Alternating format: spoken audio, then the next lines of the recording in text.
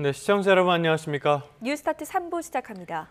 21대 대선 이제 22일 앞으로 다가왔습니다. 오늘부터는 대선 공식 선거 운동이 시작됩니다. 더불어민주당 이재명 후보는 오전 10시 서울 광화문에서 출정식을 열 예정이고 국민의힘 김문수 후보와 개혁신당 이준석 후보는 새벽부터 첫 일정을 소화했습니다. 안보라 기자입니다. 민주당 이재명 후보는 오늘 오전 10시 서울 광화문 청계광장에서 첫 유세에 나섭니다.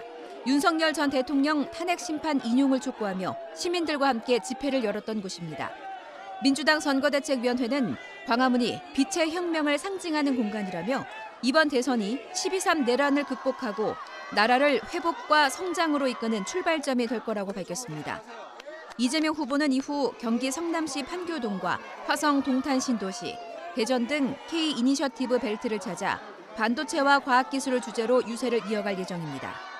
후보 교체 위기를 딛고 당 대선 후보로 등록된 국민의힘 김문수 후보는 첫 선거운동 장소로 도매시장을 선택했습니다. 새벽 5시부터 서울 송파구 가락시장을 방문해 민생 문제 해결 의지를 강조했습니다. 이후엔 국립대전현충원에서 참배한 뒤 전통적 보수 강세 지역인 대구 서문시장에서 지지층 결집에 나섭니다. 앞서 지난 6일 김 후보는 대구 경북 지역을 순회하다 당 지도부와 단일화를 둘러싼 갈등이 빚어지자 일정을 중단하고 상경했습니다. 개혁신당 이준석 후보는 새벽 0시부터 전남 여수 국가산업단지에서 첫 일정을 시작했습니다. 이준석 후보는 24시간 쉬지 않고 국가 발전을 고민하는 대통령이 되겠다면서 압도적인 새로움으로 기존 정치를 바꾸겠다고 강조했습니다. 이후 이준석 후보는 국회 기자회견에서 대선 각오를 밝힌 뒤 저녁 7시에는 서울 광화문 청계광장에서 첫 집중 유세를 펼칠 예정입니다. YTN 안보라입니다. 간밤에 들어온 국제 소식도 살펴보겠습니다. 미중 관세 전쟁의 해법을 찾기 위한 양국 간의 첫 협상이 긍정적인 분위기로 마무리됐습니다. 미국과 중국 측의 대표 모두 실질적 진전을 이뤘다며 곧 세부 사항을 발표하겠다고 밝혔습니다. 워싱턴 권준규 특파원입니다. 스위스 제네바에서 중국과 이틀간 무역 협상을 마친 베센트 미국 재무장관은 실질적 진전을 이뤘다고 밝혔습니다. I'm happy to report that we made substantial progress between the United States and China in these very important trade talks. 베센트 장관과 함께 협상에 참여한 그리어 미국 무역대표부 대표는 중국과의 이견이 생각보다 크지 않았다는 점을 강조했습니다. It's important to understand how quickly we were able to come to agreement, which reflects that perhaps the differences were not so large as may be thought. 중국 협상 대표인 경제실세 허리펑 국무원 부총리도 미국과 중요한 합의로 실질적 진전을 이뤘다고 말했습니다. 통상 경제 협의체를 구축해 상호 관심 분야에 대한 후속 논의를 이어가기로 했다고 설명했습니다. 특히 미중 간 경제는 상호 이익과 윈윈의 성격을 띈다며 미국과 협력의 파이를 키워나갈 것을 강조했습니다. 협상 상황을 전해들은 백악관 경제위원장은 이번 협상으로 미중 간 무역 관계가 다시 시작될 것이라고 밝혔고 러트닉 상무장관도 관세율 인하에 대한 기대감을 내비쳤습니다. One of his objectives is to de-escalate. 145% and 125% are really, those are kind of tariffs where you're not trading with each other. So he's there to see if we can reset the conversation. 중국은 오늘 공동 성명이 발표될 것이라고 예고했고 미국도 월요일 세부 사항을 내놓겠다고 밝혔습니다. 워싱턴에서 YTN 권준규입니다. 전쟁 중인 러시아와 우크라이나가 오는 15일 튀르키예에서 이스탄불에서 휴전 협상을 벌입니다. 푸틴 러시아 대통령의 제안을 젤렌스키 우크라이나 대통령이 받아들인 건데 이들이 직접 만날 것인지 관심이 쏠립니다. 신웅진 기자입니다. 젤렌스키가 푸틴에 화답했습니다. 젤렌스키 대통령은 소셜미디어인 X에 내일부터 완전하고 지속적인 휴전을 기다리고 있다며 튀르키예에서 푸틴을 만나겠다고 썼습니다. Я буду в цей четвер, 15 травня, в Туреччині. І очікую на Путіна в Туреччині особисто. І сподіваюся, що Путін цього разу не шукатиме причин, чому він щось не може. 젤렌스키 대통령은 그동안 러시아와의 직접 대화는 무조건적인 휴전이 선행돼야만 가능하다며 거부해왔습니다. 그러다 중재자인 도널드 트럼프 미국 대통령이 트루스 소셜에 우크라이나는 즉시 러시아의 제안에 동의해야 한다고 압박하자 입장을 바꾼 것입니다. 러시아는 평화협상이 어떠한 전제 조건 없이 열려 있다면서도 우크라이나의 진정성에 의문을 제기하고 있습니다. Well, of course, we thought that President Trump was going to use his enormous influence over Ukraine to get Ukraine closer to the idea of negotiations. Ukraine is trying to escape from negotiations. 유리 우샤코프 크렘린궁 외교정책 보좌관은 이스탄불에 누가 갈지 곧 공개한다고 밝혔는데 푸틴의 참석 가능성은 미지수입니다. 만약 푸틴과 젤렌스키가 참석한다면 두 사람의 만남은 우크라이나 동부 돈바스 분쟁으로 열린 2019년 12월 독일, 프랑스 정상과의 4자 회동 이후 5년 5개월 만입니다. YTN 신홍진입니다. 오늘의 주요 재판입니다. 내란 우두머리 혐의를 받는 윤석열 전 대통령이 오늘 형사재판에 출석하는 모습이 처음으로 공개될 전망입니다. 서울중앙지방법원은 오늘 오전 10시 15분 내란 우두머리 혐의로 기소된 윤 전 대통령의 세 번째 공판 기일을 여는데요. 오늘은 윤 전 대통령이 지하 주차장 대신에 법원 청사로 걸어 들어가게 됐습니다. 공천을 미끼로 억대 금품을 수수한 혐의를 받는 건진법사 전성배 씨의 두 번째 재판이 오늘 서울 남부지방법원에서 열립니다. 전 씨는 2018년 지방선거 당시 경북 영천시장 자유한국당 후보 경선에 출마한 예비 후보에게 공천을 받게 해주겠다며 현금 1억여 원을 받은 혐의로 재판에 넘겨졌습니다. 이와 별개로 검찰은 전직 통일교 고위 간부가 전 씨를 통해 김건희 여사에게 수천만 원짜리 다이아몬드 목걸이 등을 전달했다는 의혹도 수사하고 있습니다. 공직선거법 위반 혐의로 1심에서 벌금 150만 원을 선고받은 더불어민주당 이재명 후보의 배우자 김혜경 씨에 대한 2심 선고가 오늘 나옵니다. 지난달 열린 결심 공판에서 검찰은 김 씨에게 벌금 300만 원을 선고해달라고 재판부에 요청했습니다. 김 씨는 2021년 8월 대선 경선을 앞두고 민주당 전현직 의원 배우자를 포함한 6명과 모임을 하면서 10만 4천 원 상당의 식사를 제공한 혐의로 기소됐습니다. 지금까지 오늘의 주요 재판이었습니다. 관련된 내용들은 잠시 뒤에 조금 더 깊이 살펴보겠습니다. 이 내용도 한번 짚어봐야죠. 검찰이 공천 개입 혐의와 관련해서 김건희 여사에게 소환 조사를 받으라고 통보한 것으로 전해졌습니다. 여러 차례 구두 요청을 했음에도 답이 없자 출석을 공식적으로 요구하고 나선 건데요. 과연 김 여사가 소환에 응할지 관심입니다. 부장원 기자입니다. 명태균 씨를 고리로 한 공천 개입 의혹을 수사하는 서울중앙지검 전담수사팀이 최근 김건희 여사 측에 출석 요구서를 보낸 것으로 파악됐습니다. 지난 2022년 대선 과정에서 명 씨로부터 여론조사를 무상으로 받고 김영선 전 의원 공천에 개입한 혐의의 피의자 신분으로 검찰청사로 직접 출석해 조사받으라고 공식 통보한 것으로 알려졌습니다. 앞서 수사팀은 지난 2월 창원지검으로부터 명 씨 사건을 넘겨받은 직후 김 여사 측에 여러 차례에 걸쳐 대면 조사가 필요하다고 요청해왔습니다. 하지만 김 여사 측이 별다른 응답을 내놓지 않으면서 일정 조율은 이뤄지지 못했습니다. 여기다 조기 대선 국면이 본격화하며 선거 전 소환이 어려워진 것 아니냐는 관측도 나왔는데 검찰은 이미 충분한 진술과 물적 증거를 수집한 만큼 의혹의 정점인 김 여사에 대한 조사를 더는 미룰 수 없다고 판단한 거로 보입니다. 만약 김 여사가 소환에 응한다면 처음으로 검찰청사에 나와 조사를 받게 됩니다. 검찰은 지난해 7월 명품백 수수 의혹과 도이치모터스 주가 조작 의혹과 관련해 김 여사를 대면 조사한 뒤 불기소 처분했습니다. 당시 경호상 이유 등을 명목으로 검찰청사가 아닌 제3의 장소에서 비공개 출장 조사를 벌여 특혜 조사, 황제 조사 논란이 불거졌는데 대통령이 파면되며 김 여사도 공적인 지위를 잃은 만큼 출석을 피할 명분은 사라졌습니다. 다만 김 여사가 검찰 출석 요구에 불응할 가능성은 남아 있습니다. 검찰은 정당한 사유 없이 계속 거부하면 강제 조사에 나서는 방안도 검토할 것으로 보입니다. 또 김 여사 조사가 이뤄지면 윤 전 대통령의 직접 개입 여부로 검찰 수사가 확대될 전망입니다. YTN 부장원입니다. I'm happy to report that we made substantial progress between the United States and China in the very important trade talks.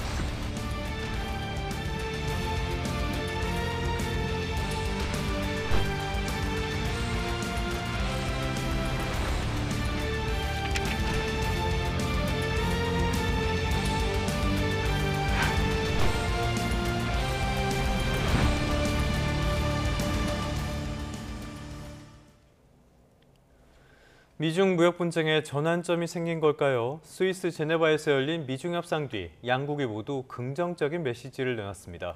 스타트 경제, 오늘은 김지훈 삼성 액티브 자산 코액트 ETF 본부장과 함께하겠습니다. 어서 오십시오. 어서 오십시오, 본부장님. 자, 양국 사이에 협상이 어떻게 진행될까 관심을 많이 받았었는데 일단 양국 모두에서 긍정적인 반응들이 나온 것 같아요. 어떻게 청신호로 봐야 될까요?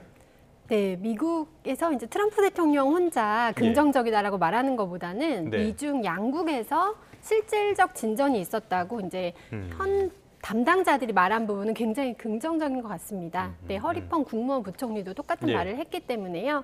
이제 10일 오전 10시부터 스위스 제네바에서 협상을 시작해서 이제 협상이 좀 진행되고 있고 12일에는 세부 내용이 발표된다고 하니까 이전보다는 많이 낫지 않을까. 그리고 이제 트럼프 대통령이 뭐 되게 자신 있게 긍정적인 이야기들이 계속 있을 거라고 또 언론에 밝히고 있거든요. 뭐 거기까지는 믿을 수가 없었지만 이제 상황이 좀 달라진 것 같습니다.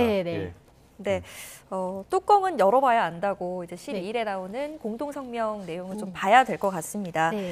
지금 이제 예측해 보기로건데 양국이 서로에게 말도 안 되는 수준의 지금 관세율을 매기고 있잖아요. 그런데 이번 협상을 통해서 관세율이 어느 정도 수준까지 좀 협상이 됐을 거라고 보세요? 네, 트럼프 대통령은 이제 80%까지는 낮출 수 있다 이렇게 말을 하고 있고, 근데 미국 정부 관계자들은 이제 또 난색을 표하면서 그 80%라는 숫자는 크게 의미는 두지 마라. 뭐 이렇게 말은 하고 있는데요. 또 주워 담았죠. 네, 트럼프 대통령이 또 그전에는 50%까지는 낮춰 줄 수 있다. 뭐 이렇게도 얘기를 했었거든요.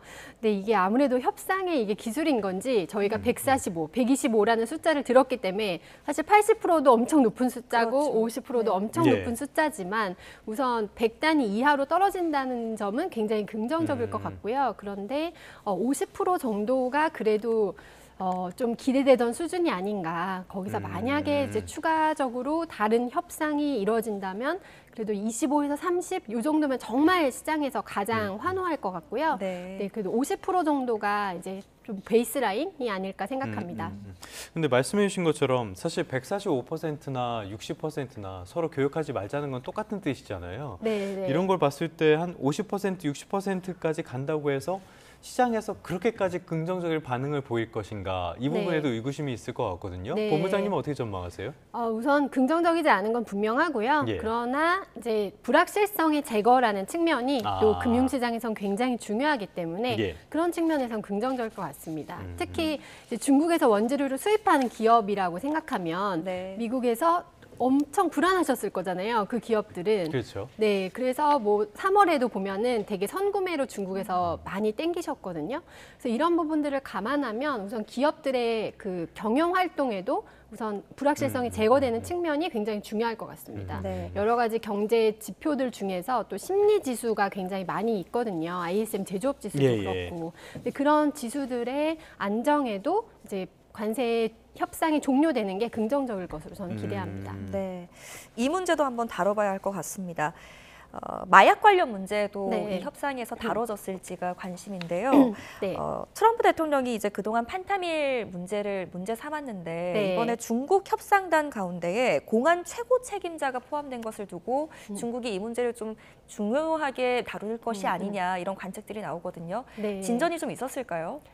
진전이 있었기를 정말 진심으로 바라고요. 근데 그런 분이 참여하신 건 처음이었던 것 같아요. 여태까지 계속 미국에서 그 문제를 집요하게 얘기했지만 여태까지는 사실 좀 모른 척 하셨다고 볼 수 있거든요. 우리가 아니라 니네 문제다 이런 식으로 반응을 했었죠. 네. 예. 근데 이번에 이제 그렇게 양국이 협력해서 이 문제를 해결한다 그러면 사실 미국에서는 그 펜타닐 관련된 사망자나 중독자 수가 심각한 상황은 맞기 예. 때문에 좀 긍정적일 것 같습니다. 그리고 무엇보다도 중국에서 그렇게 미국이 제기한 문제에 대해서 적극적으로 해결하려고 노력하는 모습, 여기에 아무래도 뭐 20% 정도 그래 그러면은 추가 관세는 인하해 줄게 이런 액션이 나올 수 있잖아요. 왜냐하면 그 20%는 분명히 펜타닐 때문에 부과하는 거라고 했기 때문에 네, 그래서 그런 측면에서는 그래도 양국이 조금 더 노력하고 있구나 이런 게 굉장히 긍정적인 것 같습니다. 펜타닐 문제라든지 히토류 문제라든지 이쪽에서도 진전된 내용들이 나왔으면 좋겠는데 상황은 진짜 말씀하신 대로 뚜껑이 열려봐야 알 것 같고요. 네. 한미 통상협의에도 이게 어떤 영향을 미칠 것인가 관심을 많이 받고 있잖아요. 네. 그리어 USTR 이쪽 네. 무역대표부 대표가 방한 예정이라고 하는데 어떤 네. 내용들 논의하게 될까요? 네, 먼저 사실 안덕근 산업부 장관님이 이제 방미하셔서 네네네. 미리 미팅을 한 상태고요. 그때 초기 반응은 굉장히 긍정적이었다고 들었어요. 그래서 한국은 또 사실 중국을 공급망에서 배제하기 위해서는 한국을 완전히 배제할 수는 없는 되게 중요한 나라거든요. 예. 그리고 또 에너지나 조선 분야에서 미국이 성장하고 싶은 거에 한국이 또 굉장히 협력할 수도 있고. 네. 네, 그래서 아무래도 이제 협상을 조금 더 하면 이제 1차적으로 서로 의논했던 부분이 조금 더 진전되는 계기가 되지 않을까. 네, 그렇게 생각하고 있습니다. 아무래도 일본하고 대만, 한국 이쪽이 좀 협상이 빠른 편이어서요. 네. 네. 또 뉴욕 증시를 좀 전망해 보자면 일단 시장의 반응은 미중 무역 협상에서 좀 긍정적인 메시지가 나오다 보니까 기대감에 차 있다는 소식도 저희가 전해드렸습니다. 네. 그 외에 좀 주목해야 할 그 일정들이 뭐가 있을까요?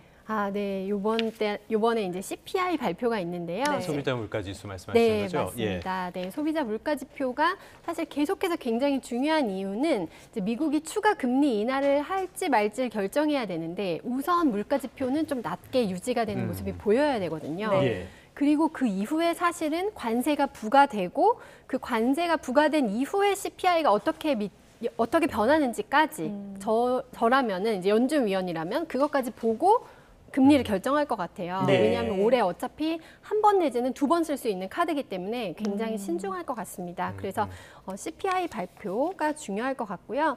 또 이제 크리스토퍼 월러 연준 이사가 연설하는 내용이 있는데 이제 그 부분도 되게 좀 잘 들어봐야 될 것 같습니다.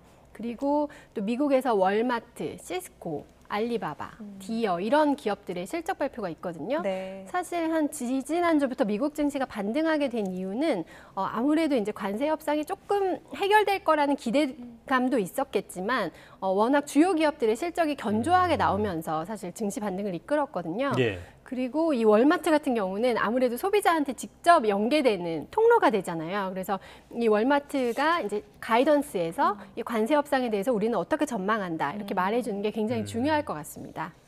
알겠습니다. 말씀하신 것처럼 지표상으로 나오는 하드 데이터도 있고 소프트 데이터, 심리상의 지표들도 많이 나오니까 시장 투자하시는 분들은 이번 주 일정에도 관심을 가지시는 게 좋겠습니다.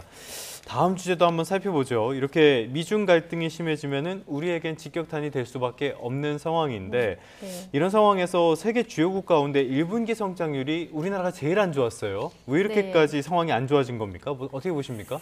한국이 안 좋은 거는 사실 좀 되게 안타깝게 생각하는데요. 예. 이제 반도체는 조금 회복을 했지만 네. 나머지 기존 산업들의 아직 회복을 못한 산업이 좀 많은 것 같습니다. 예. 그래서 지금 한국 내에서도 성장이 나오는 산업이 되게 몇몇 개 산업으로만 축약해서 나오고 있거든요. 그래서 경제 전반으로는 조금 안 좋다. 이런 미중 무역 분쟁에서도 분명히 영향을 받았고요. 네. 왜냐하면 대중 대미 수출이 다 있기 때문에.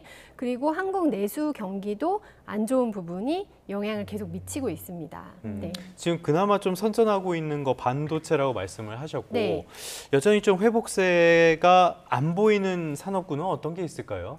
아무래도 화학 산업 같은 경우 좀 많이 고전하고 있고요. 예. 네. 공급 과잉 때문에 그런 건가요? 네, 중국의 자금률이 올라온 것도 크고요. 또 아예 그 화학이라는 산업 자체의 성장률이 좀 저조하게 나오는 것도 사실입니다. 요새 이제 다들 플라스틱이나 비닐 예. 사용에 대해서 아무래도 좀 경각심이 많다 보니까 지구를 지켜야죠. 예. 네, 그렇다 보니까 그렇게 된 것 같고 이제 중국의 자립도가 너무 높아졌고 또 러시아산 싼 원유를 활용한 중국이나 인도 기업들의 저가 공세에서도 저희가 좀 영향을 받았던 것 같습니다. 안 그래도 오늘 뭐 이제 러시아 우크라이나 좀 협상이 또 그쪽도 진행될 수 있다 이런 이야기들이 나오더라고요. 네. 젤렌스키 대통령이 면담을 요청했다. 그래서 그런 부분에서 좀 긍정적으로 해결이 된다 그러면은 화학 산업에서도 좀 반등이 나올 수 있다고 생각합니다. 네, 어찌됐건 초라한 성적표를 받게 됐는데 네. 더 걱정인 건 앞으로의 경제 성장에도 좀 빨간불이 켜진 것 같습니다. 네.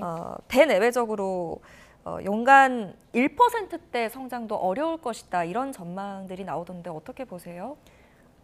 네, 사실 아주 긍정적으로 보고 있진 않고요. 네. 이제 성장 동력 산업이 무엇인가 이거를 생각하면은 한국 경제가 약간 좀 답보된 상황인 건 맞는 것 같습니다. 뭐 조선, 방산, 지금 또 엔터 이런 산업은 굉장히 좋지만 예. 이제 기존 전체 경제에서 미치는 영향이 워낙 작다가 올라오는 상황이기 때문에 네, 전체적으로는 이게 좀 성장률이 나오기가 힘들고요. 자동차, 반도체 이런 산업들이 조금 더 회복해주는 게 긍정적일 것 같습니다. 네. 아무래도 우리나라에서 그 많은 산업들이 있지만 산업의 비중으로 봤을 때는 반도체가 워낙 압도적이기 때문에 그런 것들이 있는 것 같습니다. 자, 이런 상황 속에서 우리나라의 경제 규모 대비 나랏빚 증가 규모 이거는 비기축 통화국 그러니까 뭐 달러라든지 이런 데 뺀 것이겠죠. 11개국 평균을 넘어설 것이라는 전망이 나와요. 이게 무슨 의미를 갖는 겁니까? 아무래도 부정적인 상황이죠. 성장률은 안 나오고 근데 이미 정부 지출이나 하던 것들은 줄일 수 없기 때문에 국가 부채가 늘어나고 있습니다. 저희들 되게 쉽게 뭐 이런 일들은 국가가 해줘야 되는 게 아니냐라고 많이들 국민들은 생각하지만 사실 다 그게 결국은 국가와 전 국민이 감당해야 되는 부채로 지금 돌아오고 있는 상황이고요.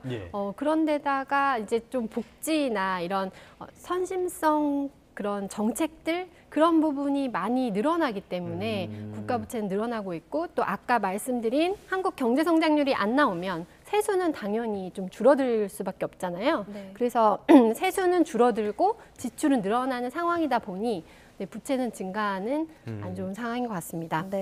말씀하신 것처럼 선신성 지출은 줄이고 침체를 이겨낼 부양책이 필요한 시기인 것 같습니다. 오늘 여기까지 듣겠습니다. 네, 감사합니다. 김지훈 삼성 액티브자산 코액트 ETF 본부장과 함께했습니다. 잘 들었습니다. 네, 감사합니다.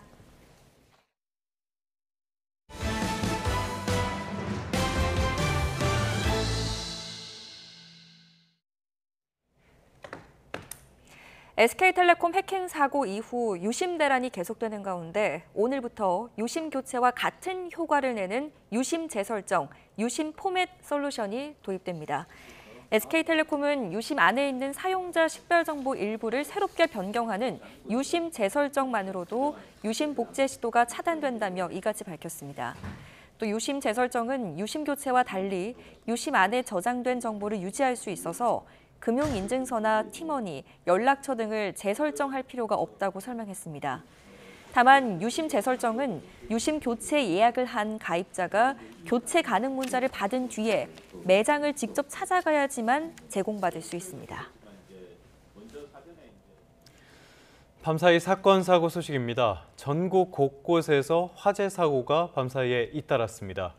대전에서는 연인을 살해했다며 자수한 20대 남성이 경찰에 붙잡혔습니다. 황보혜경 기자입니다.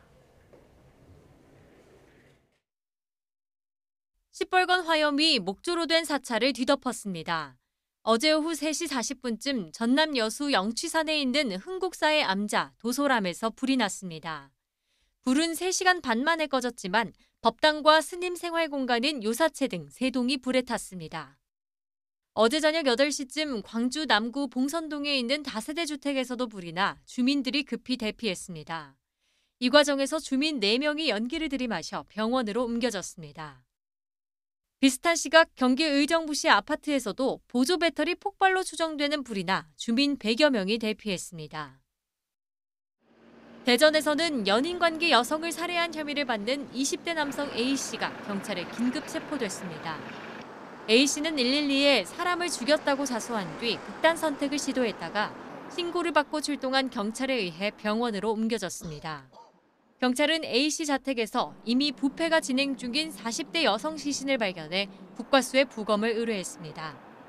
경찰은 A씨 상태가 호전되는 대로 정확한 범행 경위를 파악할 예정입니다.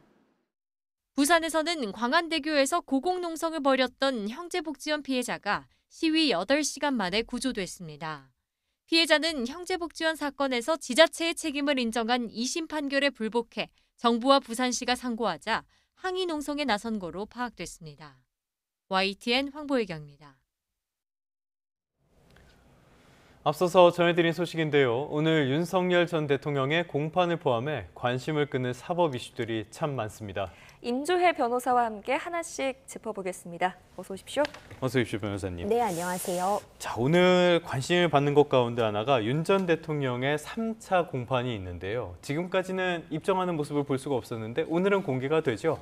그렇습니다. 1차, 2차 공판 기일에서는요. 지하주차장을 통해서 법정 내부로 이동을 했기 때문에 그러니까 법정에서 다시 걸어 들어가는 모습을 확인할 수는 없었습니다. 예. 하지만 이번에는 이 서울중앙지법에서 윤석열 대통령 측의 어떤 이 지하주차장 이용을 불허했습니다. 그러니까 윤 전 대통령 같은 경우에는 결국 이 지상에서 차량에서 이제 내려서 법원 안으로 걸어 들어가는 모습이 현재 공개될 수밖에 없는 상황이고요. 예. 법원에서는 이제 취재진들이 자율적으로 포토라인을 설치할 수 있도록 하겠다. 이런 취지로 지금 대하고 있기 때문에 아마도 취재진들 앞에 설 수 있는 가능성 매우 높아 보입니다. 또 관심을 받는 것은 과연 어떤 입장이나 메시지를 낼 것인가 이 부분도 주목을 받고 있는데 현재 전직 대통령이긴 하지만 경호처의 경호를 받고 있는 상태이기 때문에 경호원들이 어떤 취재진들의 질문을 좀 저지하는 모습을 보일 가능성도 존재하고요. 네. 대선이 얼마 남지 않은 시점에서 뭐 특정 후보에 대해서 뭐 지지를 표명한다거나 일부 예, 어떤 예. 관련된 발언을 할 가능성 내지는 현재 본인의 재판들이 굉장히 여러 건 지금 이제 진행이 되고 있는 이 상황들 이런 부분에 대해서도 언급할 가능성은 점쳐지고 있습니다. 네. 어제 공식 입장이 나왔는데 여기를 좀 살펴보면 메시지 속에 국민에 대한 사과나 또 계엄에 대한 반성 메시지는 담겨 있지 않는 듯 했습니다. 만약에 오늘 포트라인에 서게 된다면 이와 비슷한 맥락이 진행이 될까요? 그렇죠. 해당 메시지를 좀 보자면은 뭐 비록 임기를 다하지 못하고 물러났지만 이제 본인의 마음은 오로지 국가와 국민에게 있다라는 취지의 발언이었습니다. 아마 오늘 또 추가적으로 이 포토라인 앞에 선다면 이와 비슷한 맥락의 발언을 하는 것이 아닌가 싶고요. 지금 윤석열 전 대통령 측에서 이 재판에서 주장하고 있는 이 논리는 일관되어 있습니다. 12.3 비상계엄 선포가 어떤 국헌문란 목적의 폭동이 아니라 어떤 국가를 생각하는 마음에서 특히 민주당의 어떤 그런 폭정들을 알리기 위한 것이었다. 이 부분을 계속 반복하고 있거든요. 예. 이것이 사실상 이 내란죄나 직권남용 혐의에 대해서 과연 유죄로서 판단되느냐 아니면 이것이 무죄로서 판단되느냐를 가름질 수 있는 또 중요한 쟁점이기도 하기 때문에 예. 본인의 어떤 정당성, 비상계엄 선포의 정당성을 강조하는 그런 취지의 발언도 할 가능성이 있어 보입니다. 네. 조금 전에 직권남용 말씀을 해주셨는데 이거 역시 지금 내란 혐의랑 합병이 됐죠? 그러면 오늘 공판이라든지 이럴 때 같이 이야기가 다뤄지는 겁니까? 그렇죠. 이번에 이제 진행될 3차 공판 기일에서 직권남용 혐의 역시 지금 내란죄 형사재판과 병합이 되었기 때문에 예. 처음으로 다뤄질 예정입니다. 이 직권남용 혐의는요. 사실 새로운 혐의라고 볼 수는 없는데 다만 현직 대통령 신분일 때는 불소추 특권을 갖고 있기 때문에 네. 내란 외환의 죄를 제외하고는 새로이 소추될 수 없어서 직권남용 혐의는 추가가 되지 않았던 것입니다. 네. 예. 하지만 현재는 전직 대통령의 신분으로 불소추 특권이 사라졌기 때문에 직권남용 혐의가 추가 기소되었다 볼 수 있고요. 직권남용은 결국 권한을 남용해서 다른 그렇죠. 사람으로 예. 하여금 의무 없는 일을 강요하였다라는 혐의이기 때문에 결국 12.3 비상계엄 과정에서 다른 뭐 지휘관들이나 본인의 아래에 있는 어떤 본인의 지휘를 받아야 하는 그런 인원들에게 의무 없는 일을 강요하게 했다. 이런 취지의 쟁점들이 문제가 되고 있습니다. 네. 오늘 공판 증인들을 보면 특전사, 수방사 간부가 증인으로 출석하더라고요. 이런 점을 또 미루어 봤을 때 이 증인들에게 어떤 질문 할 거라고 보세요? 네, 좀 예측이 가능한 부분입니다. 사실상 1차, 2차 공판 기일에서 검찰 측에서 신청한 증인들이 출석을 해서 증언을 했는데 조성현 경비단장도 그렇고요. 김영기 대대장도 그렇고 결국 내가 국회의원들을 끌어내라는 지시를 받았다는 취지의 그런 증언을 했습니다. 네. 예. 오늘 이제 증인 신문이 예정되어 있는 박정환 특전사령부 참모장도 그렇고 오상배 수방사령관 부관도 그렇고 지금 핵심이 되고 있는 그 쟁점들, 실제로 그런 국회의원을 끌어내라는 지시를 받았다는 사람의 옆에서 함께 그런 내용을 들었거나 그 상황을 목격한 사람입니다. 네. 박정환 사령부 참모장 같은 경우에는 곽중근 사령관이 전화를 받을 때 바로 그 옆에 있었던 인물이라고 볼 수 있고요. 이 오상배 부관 같은 경우에도 이진우 수방사령관과 이제 같이 근무를 하고 있었기 때문에 네. 이런 부분들을 보자면은 현재 윤석열 전 대통령 측에서는 그런 지시, 국회의원들을 끌어내라는 지시를 하지 않았다고 주장을 예. 하고 있고 한쪽에선 그런 지시를 받았다고 주장하고 있기 때문에 양쪽의 어떤 이런 대립되는 증언들을 좀 뒷받침할 만한 그런 새로운 증언들, 그런 부분들을 확인하기 위해서 오늘 증인신문이 이루어진다 볼 수 있습니다. 네. 알겠습니다. 3차 공판 상황 어떤 내용들이 다뤄질지는 오후에 좀 상황 지켜보도록 하겠고요.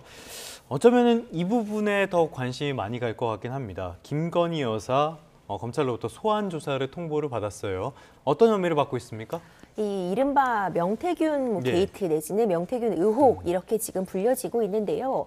결국 그 혐의점을 보자면은 지난 선거 과정에서 김건희 여사가 어떤 이 공천에 개입했다 이런 의혹들이 지금 쟁점이 되고 있습니다. 예. 특히 명태균 씨가 직접적으로 김건희 여사의 전화를 받았고 특정인이 당선이 될 수 있게, 특정인이 공천을 받을 수 있게 힘을 써달라는 취지의 그런 이야기를 했다는 부분을 지금 강조하고 있는 상황이고요.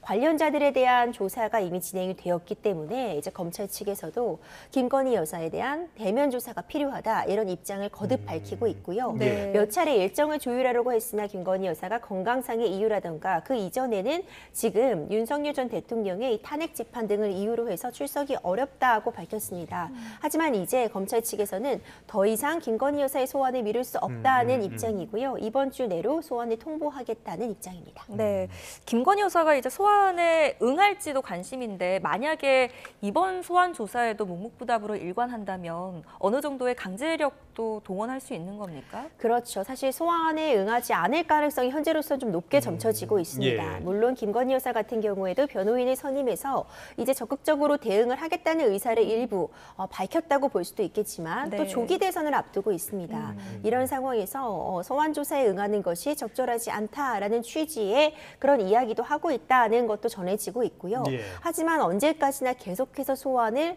미룰 수는 없는 상황입니다. 지금 수사가 결국 김건희 여사를 정조준해 오고 있는 상황이기 때문에 만약 계속해서 소환 조사를 거부한다면 보통 일반적인 경우라고 한다면요. 3차례 정도 실제로 소환에 불응하면 예. 체포영장 같은 부분 강제 수사가 진행될 수 있습니다.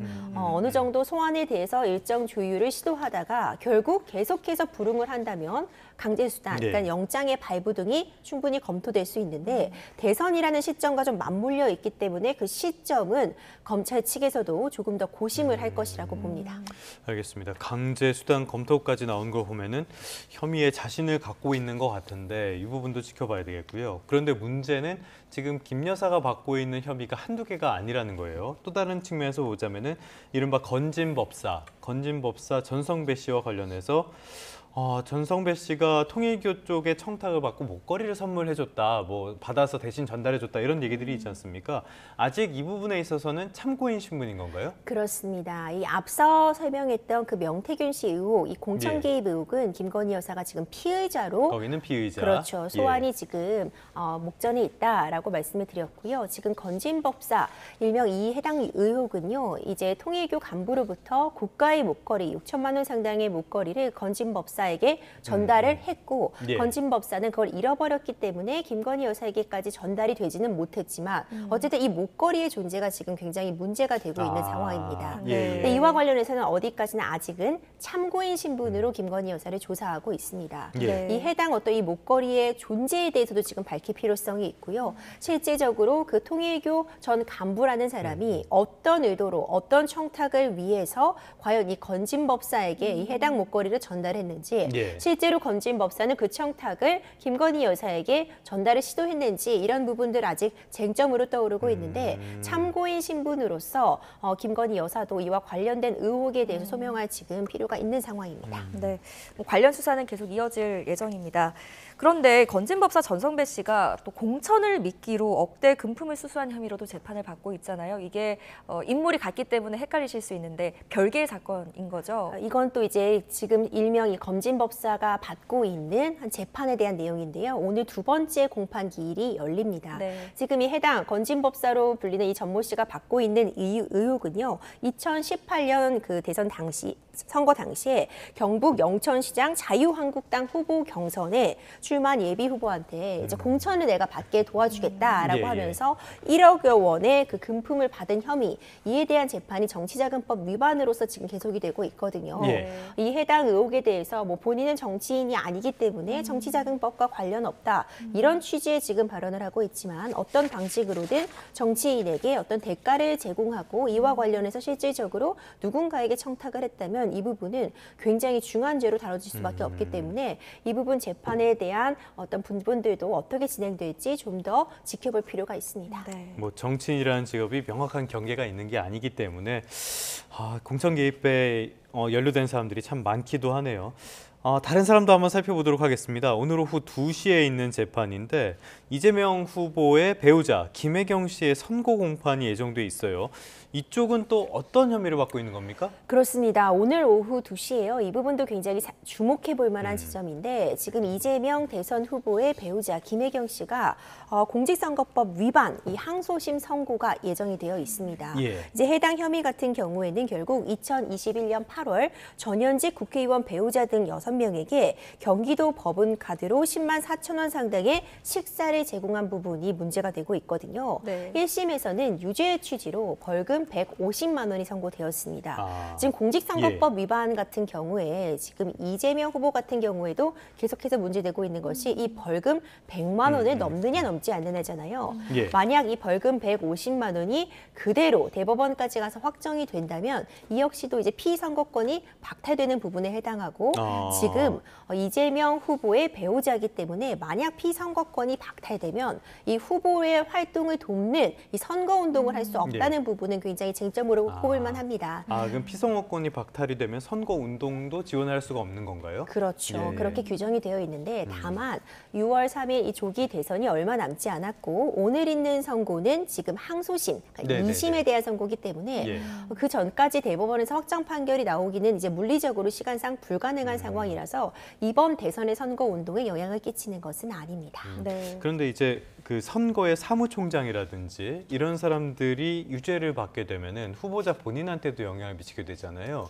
배우자의 경우에는 그 배우자가 선거운동을 할 수 없다는 거 외에는 별다른 지장은 없는 겁니까? 이 본인이 직접 선거에 나가거나 하지 않는다면 피선거권이 박탈되는 것 자체가 선거에 나가지 못하는 부분이 문제가 되는 것이라고 볼 수 있고요.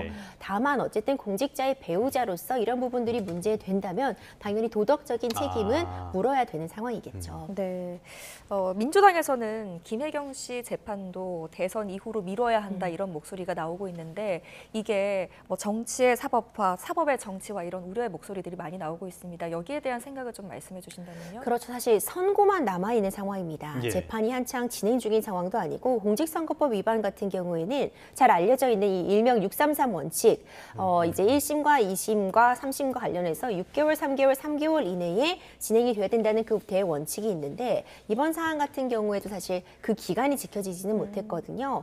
그렇기 때문에 재판부가 이재명 후보에 대한 그런 공판 기일들은 선거 운동의 자유를 보장해줘야 되고 국민들의 알 권리 같은 부분들, 선택권을 충족시켜줘야 되기 때문에 그 공판 기일들을 대선 이후로 미뤄줬다고는 하나 지금 사안 같은 경우는 사실 선고만 남아 있습니다. 네. 그리고 아직 여전히 항소심인 상황 이런 부분들을 고려하자면 선거 운동의 자유가 이 선고심을 그대로 진행한다고 해서 그렇게 제한되는 것인가 이 부분은 좀 논쟁적으로 남아 있을 수 있을 것 같습니다.